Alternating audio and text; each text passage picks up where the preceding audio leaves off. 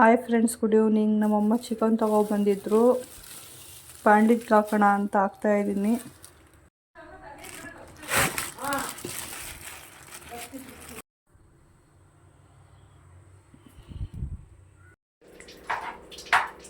ಅಮ್ಮ ಇಲ್ಲಿ chicken cut ಮಾಡ್ಕೊಂಡು ರೆಡಿ ಮಾಡ್ತಾ ಇದ್ದಾರೆ. ಅಮ್ಮ ನಾಳೆ ಇಡ್ಲಿ ಮಾಡೋಕ್ಕೆ ಅಕ್ಕಿಯೆಲ್ಲ ನೆನೆಸಿದ್ದಾರೆ. ಕಬಾಬಿಗೆ ಕಲಿಸ್ತೈತೆ ಅಮ್ಮ.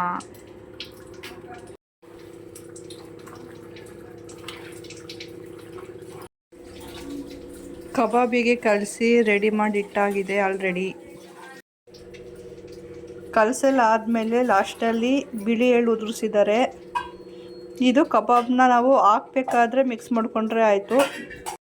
ಇವಳು ನನ್ನ ಮುದ್ದಿನ ತಂಗಿ ಇವಾಗ ಎದ್ಬಿಟ್ಟು ಅವಳೊಬ್ಬಳೇ ಕಾಫಿ ಇಟ್ಕೊಂಡು ಕುಡಿದು ನಿಂತಿದ್ದಾಳೆ ಆರಾಮಾಗಿ. ನನ್ನ ಮಗಳು ನನಗೆ ಹೆಲ್ಪ್ ಮಾಡಿಕೊಡ್ತಾ ಇದ್ದಾಳೆ, ಎಲ್ಲ ಕಟ್ ಮಾಡಿಕೊಡ್ತಿದ್ದಾಳೆ. ಇನ್ನು ಒಗ್ಗರಣೆಗೆ ಹಾಕೊಂಡು ಗೀ ರೈಸ್ ಮಾಡಿ ಕಬಾಬ್ ಮಾಡೋದಷ್ಟೇ ಬಾಕಿ ಇರೋದು.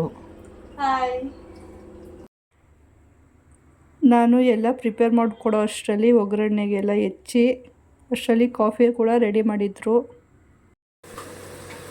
ಅಮ್ಮ ಗೀ ರೈಸ್ ಪ್ರಿಪೇರ್ ಮಾಡ್ತಾ ಇದ್ದಾರೆ. ಗೀ ರೈಸಿಗೆ ಏನೇನು ಬೇಕೆಲ್ಲ ಹಾಕಾಗಿದೆ, ಅಕ್ಕಿ, ನೀರು, ಮಸಾಲೆಗಳೆಲ್ಲ. ಈಗ ಲಿಡ್ನ ಕ್ಲೋಸ್ ಮಾಡಿ 2 ವಿಷಲ್ ಕೂಗಿಸ್ಕೊಂಡ್ರೆ ಗೀ ರೈಸ್ ರೆಡಿ ಆಗುತ್ತೆ. ಗೀ ರೈಸ್ ಜೊತೆ ಚಿಕನ್ ಗೊಜ್ಜು ಕೂಡ ರೆಡಿ ಆಗ್ತಾ ಇದೆ.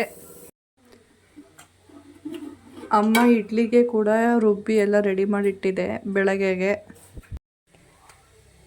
ಈ ಕಡೆ ಚಿಕನ್ ಗೊಜ್ಜು ಕೂಡ ರೆಡಿಯಾಗಿದೆ. ಬಿಸಿ ಬಿಸಿ ಕಬಾಬ್ ಕೂಡ ರೆಡಿ ಆಗ್ತಾ ಇದೆ. ರಾಮು ಇವಾಗ ಟ್ಯೂಷನಿಂದ ಬಂದು ಫೋನ್ ನೋಡ್ತಾ ಇದ್ದಾನೆ. ರಾಮು ಜೊತೆ ನಾನು ಕೂಡ ಊಟಕ್ಕೆ ಕೂತ್ಕೊಂಡಿದ್ದೀನಿ. ಆಹಾ, ಅಮ್ಮನ ಕೈ ರುಚಿ ಸೂಪರ್.